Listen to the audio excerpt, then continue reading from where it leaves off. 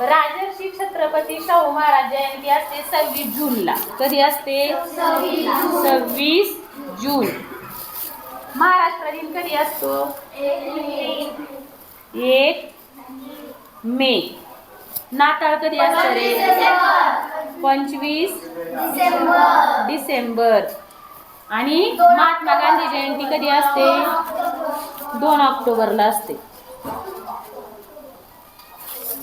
एकच वार असतो, म्हणजे राजर्षी छत्रपती शाहू महाराज जयंती, महाराष्ट्र दिन, नाताळ आणि महात्मा गांधी जयंती हे एकाच वारी येतात का? मग आपण कॅलेंडरवरून प्रत्यक्ष बघूया. आता आपण पाहू इथं 26 जूनला पाहू. काय 26 जूनला?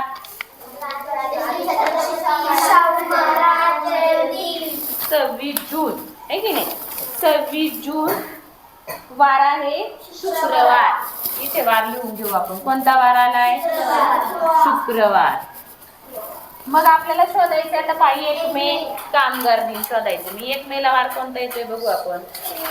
1 मे चा वार कोणता आला? शुक्रवार. 1 मे चा वार कोणता आला?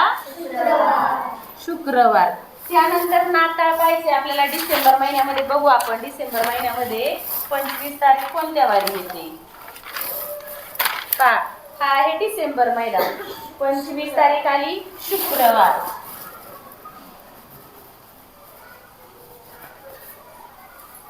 आणि त्यानंतर पाहिजे महात्मा गांधी जयंती 2 ऑक्टोबर. 2 ऑक्टोबर वार कोणता आलाय? शुक्रवार. म्हणजे मग तुम्ही लक्षात ठेवायचं या ठिकाणी की हे नाव लक्षात ठेवायचं, राम नाम.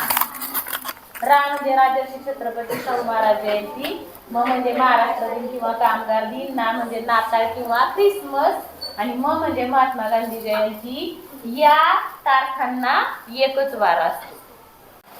त्यानंतर दुसरी ट्रिक लक्षात ठेवायची. काय शब्द लक्षात ठेवणार तुम्ही?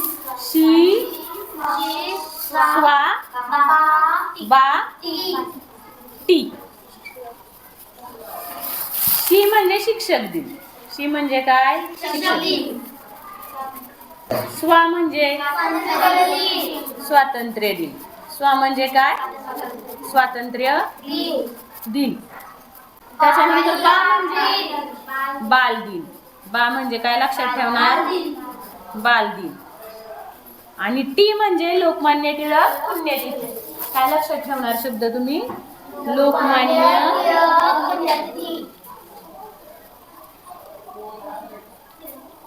टिळक पुण्यतिथी.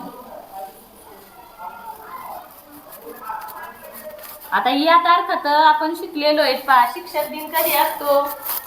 5 सप्टेंबरला. स्वातंत्र्य दिन कधी असतो? 15 ऑगस्ट. बाल दिन कधी असतो? 14 नोव्हेंबरला. आणि लोकमान्य टिळक पुण्यतिथी कधी असते? 1 ऑगस्टला असते. कधी असते? 1 ऑगस्टला. मग या दिवशी जर तुम्ही पाहिलं, शिक्षक दिन, स्वातंत्र्य दिन, बाल दिन, लोकमान्य टिळक पुण्यतिथी या तारखांना एक वार असतो.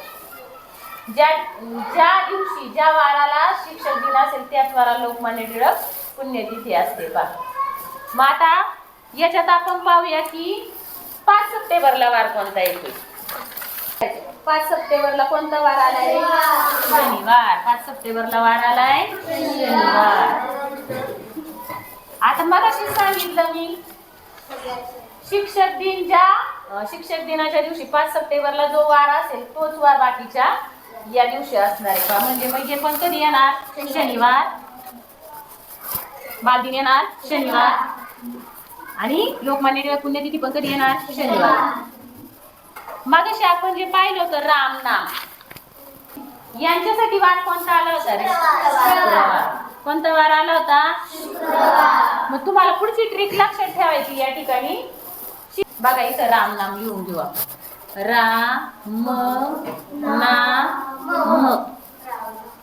एखाद्या वर्षी तुम्हाला जर विचारलं, असा प्रश्न जर आला, 5 सप्टेंबरला शिक्षक दिन शनिवारी आहे, 5 सप्टेंबरला शिक्षक दिन शनिवारी आहे, तर त्याच वर्षी महाराष्ट्र दिन कोणत्या वारी येईल? कोणत्या वारी येईल रे महाराष्ट्रात? शुक्रवारी येणार. कोणत्या वारी येणार? दुसरा प्रश्न तुम्हाला असा विचारला, एका वर्षी बालदिन जर शनिवारी आहे तर त्याच वर्षी महात्मा गांधी जयंती कोणत्या वारी येईल? शुक्रवारी येईल. लक्षात ठेवणार का मग ही ट्रिक? पहा, म्हणजे तुम्ही लक्षात काय ठेवणार? राम नाम. राम म्हणजे राजर्षी छत्रपती शाहू महाराज जयंती जर शुक्रवारी असेल तर त्याच वर्षीचा शिक्षक दिन कधी असतो? शनिवारी असतो.